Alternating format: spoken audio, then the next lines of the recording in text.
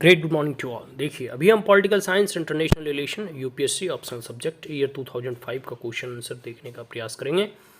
Paper 2 का question है question number 3। ठीक है, आइए देखते हैं। Critically evaluate the nature of capitalist model of development. देखो फॉर एन एग्जाम्पल के तहत समझो कि जब भारत आज़ाद हुआ तो दो प्रकार के विकास के मॉडल थे। एक तो कम्युनिस्ट मॉडल था, दूसरा कैपिटलिस्ट मॉडल था।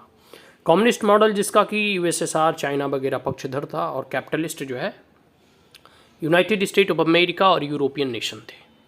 ठीक है, तो ये दो एग्जाम्पल हमने सुन लिया, समझ लिया। तो हम लोगों ने मिक्स्ड मॉडल अपनाया, थोड़ी बहुत कैपिटलिस्ट भी अपनाई, थोड़ी बहुत जो है कम्युनिस्ट के भी विचारधाराओं को अपनाया, और हम क्लोज्ड इकोनॉमी की तरफ बढ़े। लेकिन यहाँ प्रश्न में पूछा जा रहा है कि हमें इवेल्युएट करना है किस चीज़ को, जो कैपिटलिस्ट मॉडल ऑफ डेवलपमेंट है इसका इवेल्युएशन करना है, और क्रिटिकली इवेल्युएट करना है, इसका मूल्यांकन करना है। ठीक है, कि किस प्रकार के जो है कैपिटलिस्ट मॉडल ऑफ डेवलपमेंट हैं, और साथ साथ इसके यूजफुलनेस, मतलब कैपिटलिस्ट मॉडल ऑफ डेवलपमेंट के क्या क्या लाभ हैं, इसके साथ साथ इसके कुछ लिमिटेशंस, कुछ सीमाएँ, कि आखिर इसमें सीमाएँ क्या हैं।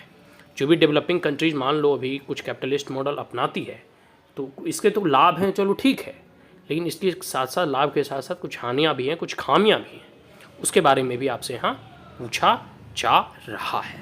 तो आशा करता हूँ ये प्रश्न समझ में आ गया होगा, उतना डिफ़िकल्ट था नहीं। लेकिन हाँ, आपको इसमें थोड़ी बहुत, जब आप कैपिटलिस्ट मॉडल के बारे में लिखोगे तो कम्युनिस्ट के मॉडल को भी जो है थोड़ी बहुत कंपेयर करोगे, और जब उससे तुलनात्मक आप अध्ययन करोगे तभी आप इसके लिमिटेशंस को लिख पाओगे।